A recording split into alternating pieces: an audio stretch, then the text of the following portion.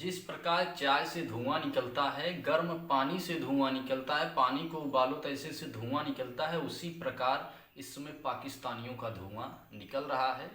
धुआं निकलने के साथ साथ इस समय भारत में भी एक लोग हैं जिनका धुआं निकल रहा है।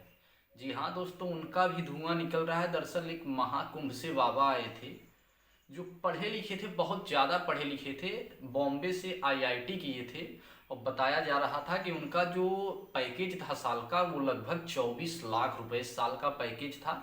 और काफ़ी पढ़े लिखे थे। उन्होंने अल्फा को बीटा को गामा से, गामा के यहाँ से आदि को अनंत से, अनंत को आदि से, मतलब तमाम प्रकार की क्या क्या बोलकर लोगों को क्या क्या बता गए। किसी को समझ नहीं आया, लेकिन हालांकि लोगों के मन में एक विश्वास उठा, लोगों को एक उत्साह आया कि चलो कम से कम कोई ऐसा बाबा निकला जो पढ़ा लिखा है। और पढ़े लिखे होने के कारण महाकुंभ में उनकी बहुत ही इज्जत हुई और वो एक सामाजिक स्तर पर लोगों के मन में, लोगों के दिल में उतर गए। लेकिन बात यहाँ पर आकर फंसती है, वो धीरे धीरे ट्रोल होना चालू हो गए। और दरअसल ट्रोल होना इसलिए हुए कि हमें लगता है कि वो थोड़ा दिमाग से हट के हैं। हट के मतलब कि वो हम नहीं कह रहे हैं, ऐसा पब्लिक कह रही है कि वो थोड़ा दिमाग से हट के हैं। बाबा थे तो बोल रहे हैं कि दम पे दम मारो, चीलम पियो, गांजा पियो, मस्त रहो, जिंदगी कुछ नहीं है। आप ये बताइए कि अगर आप चीलम गांजा पी लेंगे तो आपको दुनिया गोल लगेगी ही, आपको सांसारिक मोह माया कुछ नहीं लगेगा। तो बाबा बोल रहे हैं कि हम चरस पी रहे हैं, हम दम मारते हैं, हम चरस पीते हैं, गांजा पीते हैं और भगवान की भक्ति करते हैं, इसलिए हमें सांसारिक मोह माया से कुछ नहीं लेना देना है। तो वहाँ से वो धीरे धीरे ट्रोल होना चालू हो गए।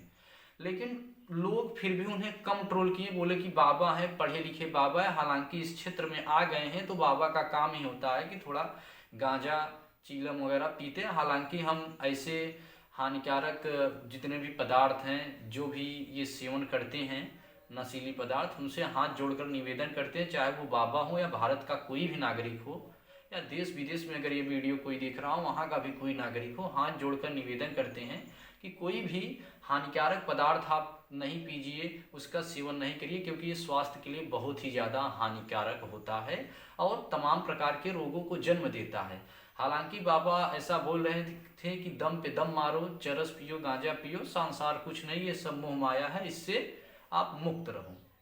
ठीक है, फिर भी लोग उनका सम्मान किए, लेकिन वो एक ऐसी बात कर दी जिससे भारत का जो धड़कन था वो ऐसे धक धक करने लगा। धक धक ऐसे करने लगा कि वो सीधा विराट कोहली को चैलेंज दे दिए। विराट कोहली को ये चैलेंज दे दिए कि बोले कि इस बार चाहे कुछ भी हो जाए, विराट कुछ भी कर ले, लेकिन वो पाकिस्तान से मैच नहीं जीत पाएगा। अब ये जैसे ही ये बयान सामने आया, बाबा का भविष्यवाणी सामने आया, हालांकि बाबा पढ़े लिखे थे, आईआईटी करके आए थे, तो लोगों का जो धड़कन था वो ऐसे धक धक करने लगा। लोगों का मतलब पूरे भारतवासी का कि पढ़ा लिखा बाबा कुछ बोल रहे हैं, मतलब कुछ न कुछ है। और इसलिए कहें, बोले कि ये लोग कुछ भी कर ले, भगवान में आस्था नहीं रखते, भगवान की पूजा नहीं करते, इस बार इसलिए मैच ये हार जाएंगे। अब जैसे ही मैच स्टार्ट होती है, लोगों का धड़कन और तेज बढ़ जाता है। मतलब बीपी समझ लो कि जो 180 प्लस, मतलब कि 180 प्लस, एकदम प्री हाइपरटेंशन।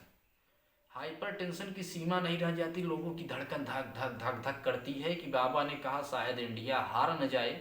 चूँकि क्या हुआ कि पारी भी जो थी वो पाकिस्तान पहले खेली थी, इसके लिए थोड़ा लोगों के मन में और भी ऐसे धड़कन धक धक धक धक करने लगा था।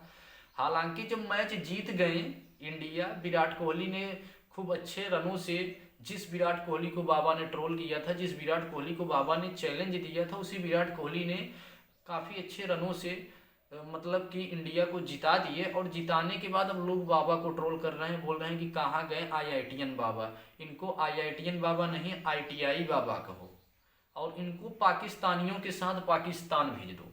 मतलब कि आईआईटी बाबा को बोल रहे हैं कि पाकिस्तानियों के साथ पाकिस्तान भेज दो, सीधा इनको कराची एयरपोर्ट पर लेके जाके छोड़ आओ। आईआईटीएन बाबा मतलब कि, और कई लोग बोल रहे हैं कि बाबा को बोलो कि दम पे दम मारे और पाकिस्तानियों के साथ चले जाएं।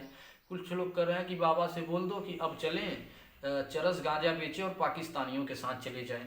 मतलब तमाम प्रकार की तरह से लोग बाबा को ट्रोल कर रहे हैं।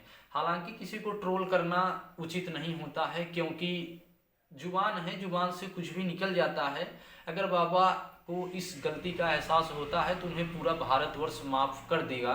अगर इस गलती का एहसास होता है कि वो गलती में बोल दिए थे या नशे में बोल दिए थे, तो जहाँ तक उम्मीद है कि भारतवर्ष उन्हें माफ़ कर देगा। लेकिन अब मुझे ऐसा लगता है कि आइंदा बाबा ऐसा नहीं बोलेंगे भारत के बारे में, क्योंकि भारत तो मैच जीत ही गई है और आपकी जो मान सम्मान प्रतिष्ठा थी समाज में वो आप तो खुद अपने आप ही गिरा लिए हैं। अब उसको इमेज बनाने में आपको टाइम लगेगा। हालांकि महाकुंभ ने आपको एक बहुत बड़ा ही अवतार दिया, आप एक अवतार बन के साधु के रूप में आए, लेकिन आपने उस अवतार को स्वयं ही नष्ट कर दिया। दम पे दम मार के, विराट कोहली को ट्रोल करके, भारत को हरवा के, तमाम प्रकार की मतलब अनाप शनाप शब्दों का प्रयोग करके आप अपनी इज्जत खुद ही माटी में मिला दिए, अपने पैरों पर आप खुद ही कुल्हाड़ी मार दिए। सोशल मीडिया आपको जितना पॉपुलर बनाया था, आप स्वयं ही खुद को उतना निचली स्तर पर लेके आए। इस बात का खेद है। लेकिन हालांकि अब हमें ऐसा लग रहा है कि आपको ध्यान रहेगा कि आप कुछ भी ऐसा बोलेंगे तो उससे बोलने के पहले 100 बार सोचेंगे। और आप सभी को इंडिया की जीतने की ढेर सारी बधाइयाँ।